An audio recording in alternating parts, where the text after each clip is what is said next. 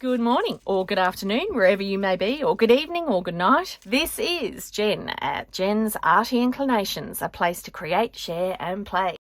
Hello everyone.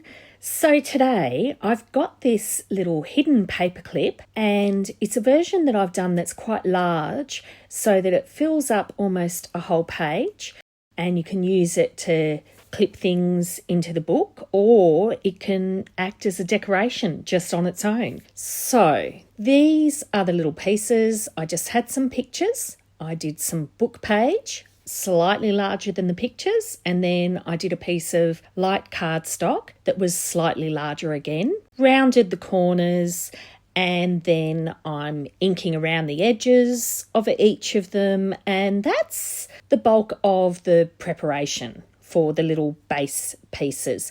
Now, they're approximately 5 inches by 3.5 inches, just over.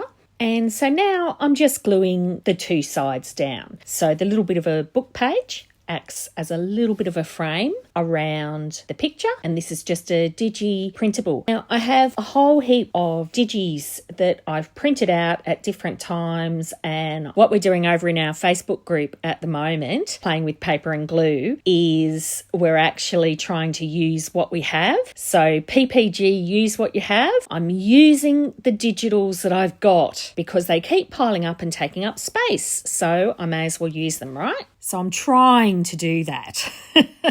All right, so I have this little piece of card and this paper clip. So this is how I'm going to create. Now I'm doing this slightly different to my prototype.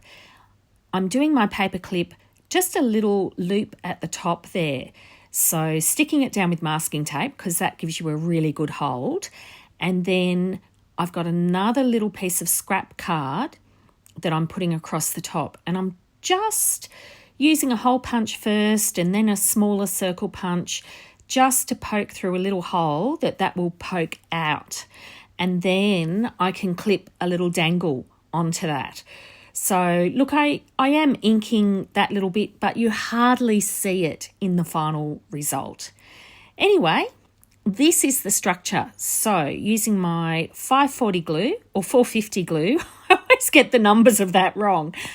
And I'm sticking down one side, and I put loads of glue because I really want a nice strong hold on the piece.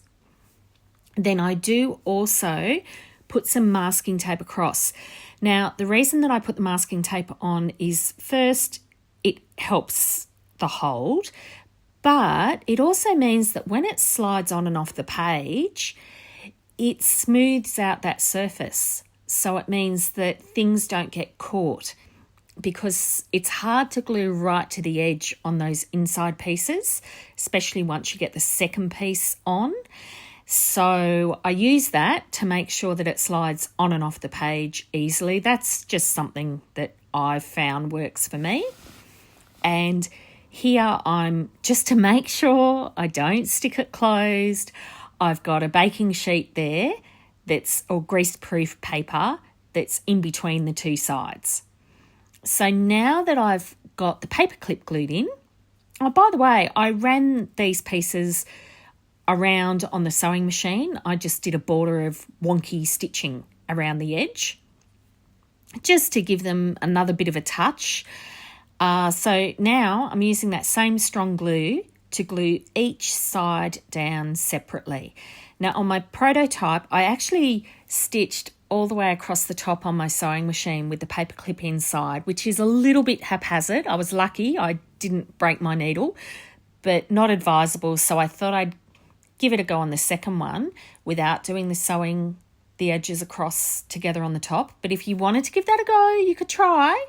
But yeah, careful, because if you do hit the metal, you will break your sewing machine needle, and that can fly up into your eye. So yes, this is definitely a safer method than what I decided to try the first time. So there you are.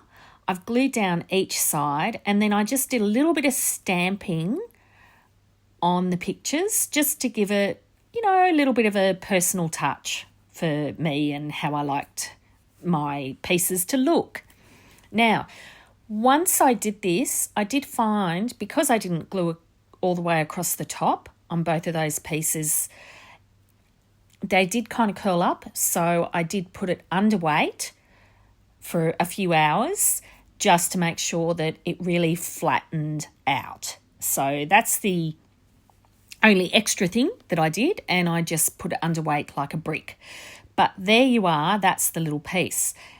And then you can easily slip it in. So it's quite a small little journal, this, because as I said, that's only about 5 inches long, but it takes up almost the whole page. So now I'm doing the little dangle on the top. And I thought I'd make it easy on myself. I'm just using what they call a bulb pin, which has that big loop on the bottom of it. So I threaded some beads onto it, and then I popped a little dangle. I liked this little dragonfly dangle, and that's the same on both sides, so it doesn't matter if it flips itself over. And then I put it through the loop, and then I put another 3 beads on the other side, and that's because where the bulb clip closes, I wanted that to be the bit that's in the loop, so that it just, I wanted the bulby bit. You know, it's just how I wanted it to sit in the book. But there you are, little dangle. I love how that sits off the top of our little Filling a Junk Journal series. This is, the book that we're working on in this series. Oh, and sorry, I did this off camera. I just stapled together some scrap sheets and put a little bit of lace across the top. And that's a little notepad that I'm clipping into the book. So not much to it. There's the little piece after it's been flattened, and it's got the little dangle on the top. So yeah, quite a simple thing to put together. But as I say, you could put it on a page on its own, and that would be decorative enough, and then people could slip their own note papers in, or do what I did, and I made a quick little notepad just to slip underneath. So there you are, that's today. I hope you enjoyed it. Sorry I took a little bit long to get this one out. Just a little bit of busyness at the beginning of the year, and I will see you all again soon. Take care. I'd love it if you could leave me a comment below. Hit the like button if you enjoyed what you saw today. And of course, please subscribe if you haven't already. I will see you next time. And in the meantime, keep creating. Enjoy.